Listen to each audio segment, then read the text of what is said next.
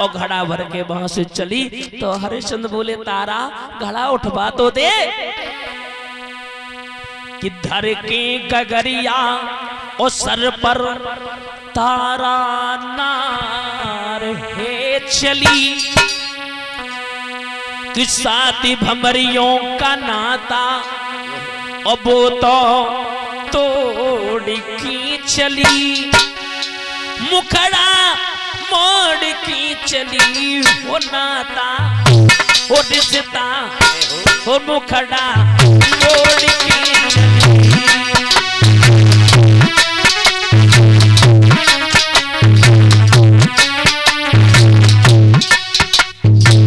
तारा बोली स्वामी एक काम करो, मैं उपाय बता सकती हूँ।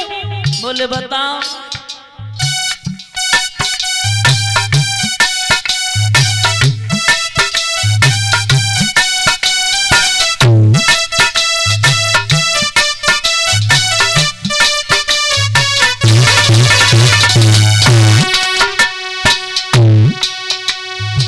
रानी तारा क्यों बोली जल के भीतर घुस जाइयो।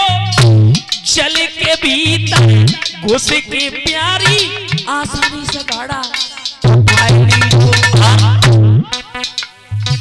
इतनी के पास है तारा नार है चली। साथ भमरियों का नाता वो तो तोड़ के चली। मुखड़ा मोड़ की चली हो नाता तोड़ के चली।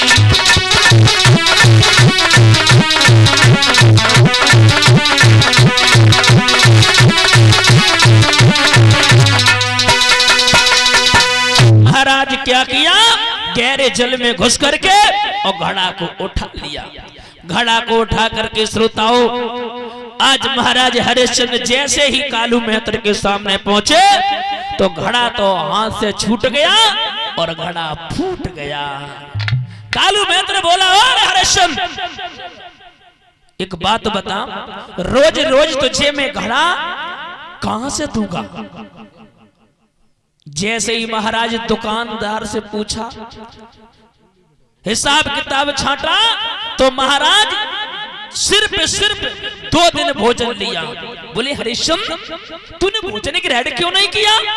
जा आज से काम ये तेरा खत्म। जा मरघट पर पैरा देना, जो भी लाश आ जाए बिना करके टका के दबराना मत।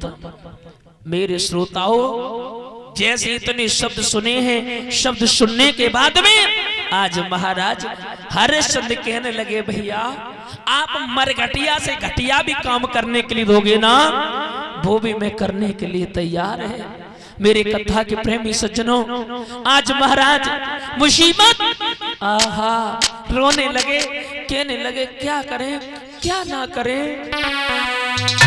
कि कौन की ये अन्याय जो किस्मत बिगड़ गई।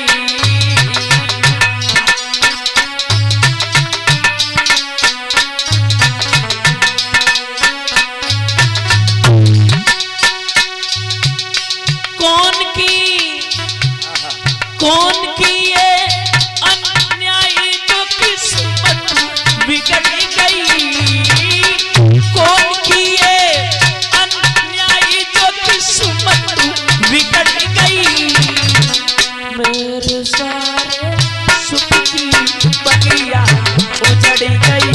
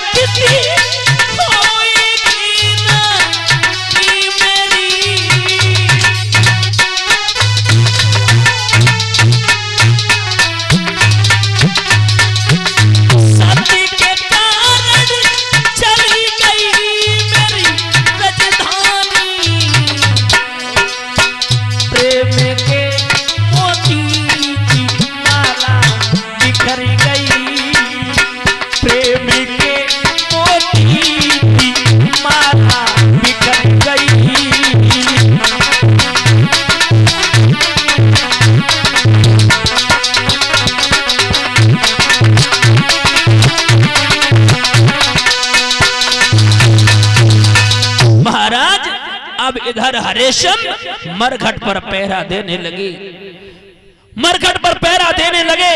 अब इधर आ जाए जहां पर पुत्र रोहितास और मैया तारा रह रही है। माता बहन भाई बंधुओं, तारा कार्य करती है, जो भी पंडित जी कहते हैं सब काम करने के लिए तैयार रहती है।